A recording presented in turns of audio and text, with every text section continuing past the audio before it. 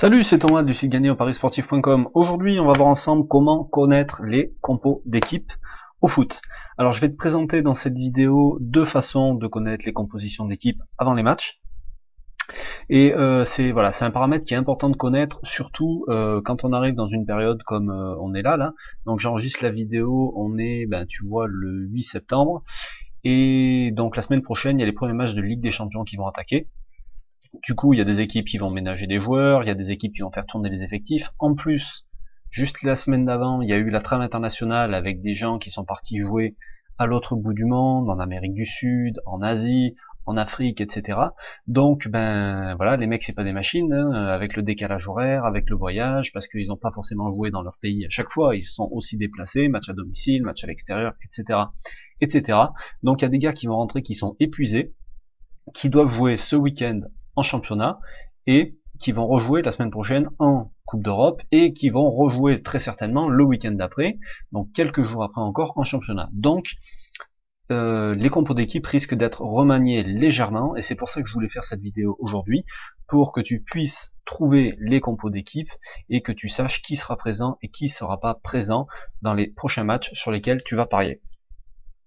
Alors, j'ai remarqué un truc, c'est qu'il y a des personnes qui cherchent les compos d'équipe, mais une semaine avant.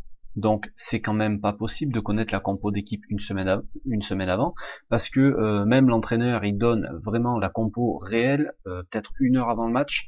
Donc tout ce que tu vas pouvoir trouver finalement, ça va être que des compositions d'équipe probables. Tu vas avoir des entraîneurs qui vont peut-être donner les groupes retenus pour les matchs, mais donner la composition exacte, ils vont pas tous se la donner parce que il y a quand même une part de stratégie dans le sport où il faut essayer de battre l'adversaire, et si tu dévoiles toutes tes cartes avant le match, tu donnes peut-être le moyen de te faire battre. Du coup, il n'y a pas tout le monde qui donne exactement la composition d'équipe plusieurs jours avant le match. Donc souvent c'est au dernier moment, mais en fonction du groupe qui est retenu, parce que dans un effectif professionnel, tu vas avoir, je sais pas moi, une trentaine de joueurs, et tu vas retenir que, je sais plus exactement combien c'est, mais tu vas avoir un groupe peut-être de 20 personnes, et pour le match, il va en retenir qu'une quinzaine. Voilà. Donc tout ce que tu vas trouver, dis-toi bien que ça reste du probable jusqu'au coup d'envoi. Parce que il peut toujours y avoir un mec qui est malade, un mec qui se blesse à l'échauffement avant le match, donc tu n'auras pas 5 changements à la dernière minute, mais dans tous les cas, les compositions probables que tu vas pouvoir trouver, elles vont te donner une bonne idée pour tes pronostics. Donc, je vais te proposer deux moyens, ce que je te disais pour trouver des compos. Alors le premier, c'est sur le site WhoScored, donc WHOSCORED.com, et là tu vas avoir, donc tu vois, tu as tous ces championnats là. Alors tu n'auras peut-être pas les compositions d'équipe pour tous les matchs, mais voilà, tu vois la présentation ici, donc tu vois aujourd'hui, et donc chaque fois que tu as avant match sur le côté, tu vois, ou alors ici tu as les compositions, mais là le match il est à 16h30, donc c'est vraiment la composition officielle, tu vois, on est une demi-heure avant le match, il est 16h09 et le match se joue à 16h30, donc là tu as la vraie composition, mais sinon ça va être que des compositions probables. Du coup on va aller voir par exemple, ce soir il y a Metz PSG, donc tu cliques sur avant match, et là tu as donc tu vois, c'est bien précisé d'ailleurs, les compositions probables avec la formation qui est le plus logique finalement, c'est celle qui revient le plus souvent par rapport à cette équipe là.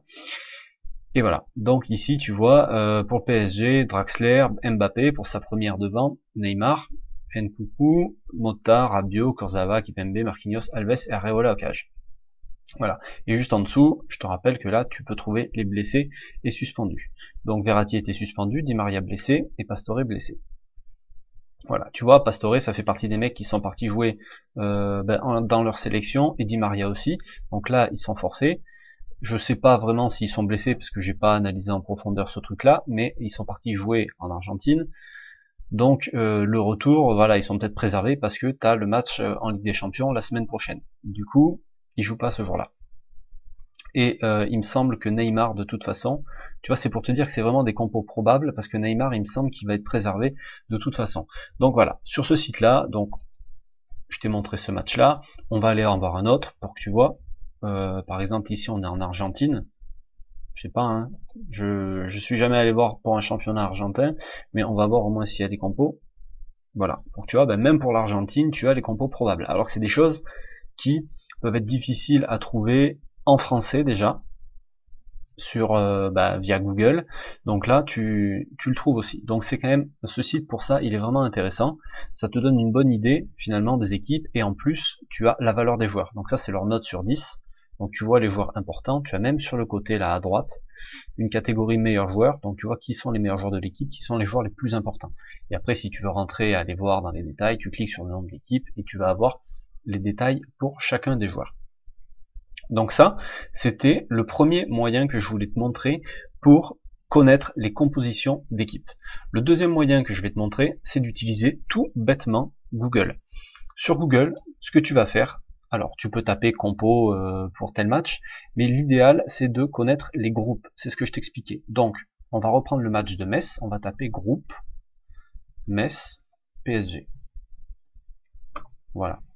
Et là, tu vois, donc à la une, place au jeu pour Mbappé, Neymar ménager. Donc ça, on va aller voir ce truc-là.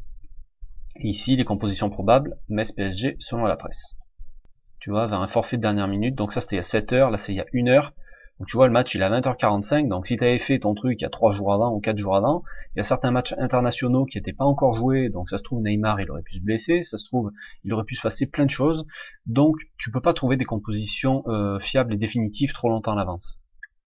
C'est qu'une fois que les groupes sont retenus, que là tu peux faire ta composition. Donc Neymar ménager, nanana. Voilà, une attaque remodelée en raison du retour tardif des Sud-Américains. Donc voilà, c'est ce que je t'expliquais tout à l'heure. Et ensuite, de ce côté, qu'est-ce qu'on trouve?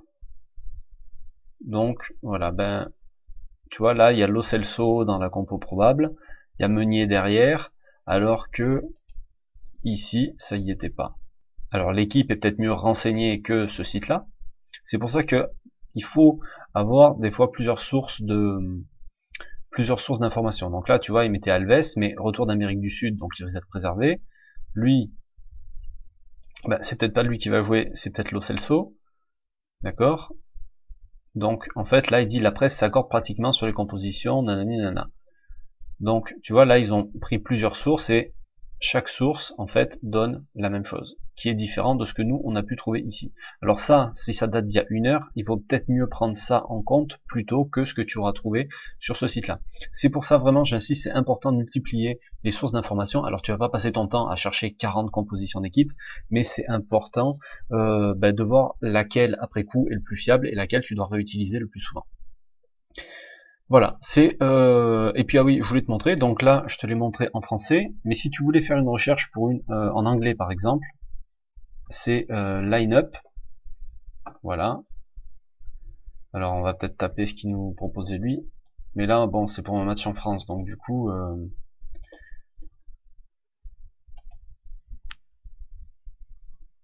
Ok, bon donc là tu vois, tu vas trouver de toute façon là où. Bon voilà, bon ça c'est les trucs en anglais de toute façon.